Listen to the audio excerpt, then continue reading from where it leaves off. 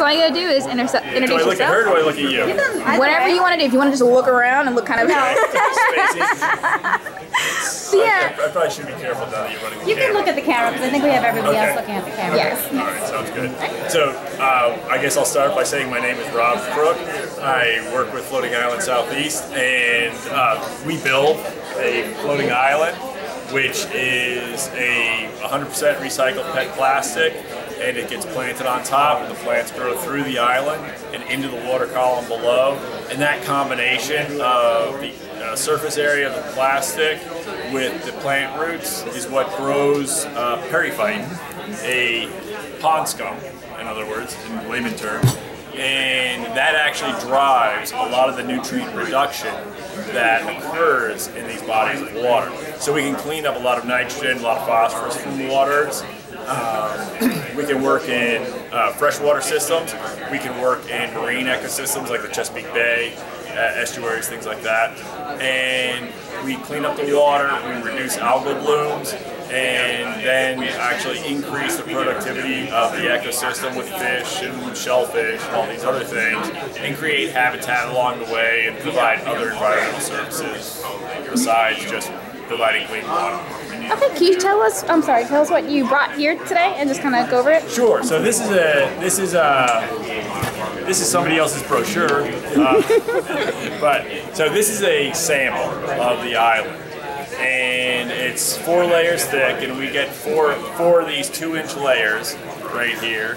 Okay, and then what we do is we take an expanding polyurethane foam and a foamer, just like they use in house insulation or boat construction with some marine grade polyurethane foam, and we shoot that into this island, and that ties these layers of PET plastic together, and it also provides the buoyancy required to float the island. And so that's how that works. And what else? Well, so I'm just curious. The plastic, is that how does it not, like, is it not good for? I mean, I'm just worried, like, because it's plastic in the environment. So is that so it's a good question. So with this case, it's not really just garbage that we're throwing into the water. Okay, it's where what we are growing is this periphyte. That is going to cover the plastic and pretty much encase it over the course of about 2 to 3 months. Then what you've got is the plant roots that are also growing through the island. That will also help to protect the island and actually create a natural skeleton of plant roots and a support structure that will keep all that island together, so it doesn't break up. I mean, these islands have been in the water now for 10 years. They're doing fine. They last forever. So. And do you have them in different countries? We do. We have some in Kenya. We have some in China. We have some in Singapore. We have some in New Zealand.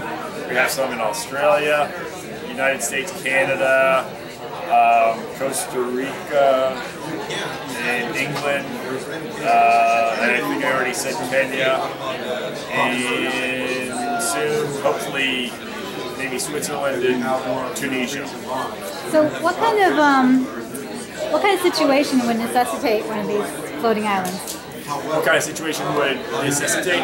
Well, you know, half of the waters in the United States are impaired and degraded. And that's a very common situation around the world, as we're learning today.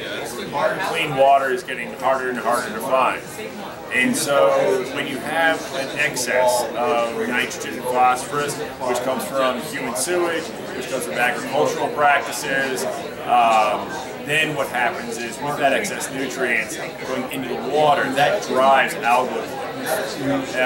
Nature hates a vacuum, and so if there's a nutrient in the environment, something's going to get a hold of that nutrient and grow on it.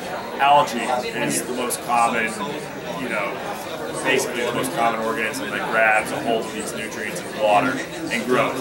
That can cause problems with eutrophication, and it could cause a lot of fish die off, because what happens is the algae grows and then it dies off all of a sudden. When it dies off, all of a sudden bacteria come in and digest the algae. The bacteria are much more efficient at obtaining oxygen from the water than are the fish, the shellfish, other plants. I mean, anything that depends on oxygen basically then is a loser. It dies because of the lack of oxygen. and that's what happens. And so what we're trying to do is restore balance to that ecosystem. With the islands there, we're sucking up the nutrients and directing the nutrients into the periphyte pond scum. That's in turn eaten by fish, it's in turn eaten by other organisms, insects, ducks, things like that. And that will actually keep the ecosystem a lot healthier and prevent these algal blooms from occurring. So that's what necessitates the use of the islands. If you can tell, if someone was interested in learning more about floating island solutions, where would you recommend them to go? To www.floatingislandsolutions.com or www.floatingislandse.com, which is the current website, but we're switching it over to Floating Island Solutions. Also, Floating Island International, which is our parent company. They also have a very good website with a lot of case studies, a lot of data, and things that you can use to learn more about floating islands. And Floating Island International will be www.floatingislandinternational.com.